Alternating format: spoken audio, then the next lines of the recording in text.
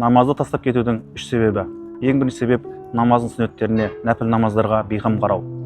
Кейбір бауырларымызды көріп жатамыз, парыз намазды оқи сала мешіттен қашуға тырысады. Және де басқа намаздың бекітілген сүннеттерін орындамай, осылайша осы бір намазды орындамау, келесі бір намазды орындамауға әкеп соғып, ақырында намазды толықтай тәрк етуге себеп болуы мүмкін. Намазды тастап кетудің екінші себебі намаздарды әрдайым өз уақытынан кеш оқып, намаз уақыттарына салып қарау. Намаздың ең бірінші абзал болған оқылу уақыты ол намаздың әуелге кірген уақыты.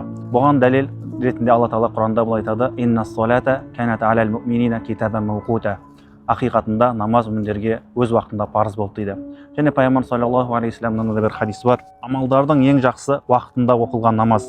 Және де үшінші себеп діни ортадан алыстау. Яғни сізді әрдайым Аллаға және оның елшісіне, исламға шақыратын достың болмауы, немесе сол достан айырылып қалу, және сондай ортаның болмауы сізді намазды, дінді тәрк етуге себеп болуы мүмкін. Әрбір ортада намазға, дінге Алла Тағала шақырып жіберетін бір дос болады. Сіз сол досыңыздың қадірін біліңіз. Осы видеоны намазын тастап кеткен досыңызға жіберіңіз.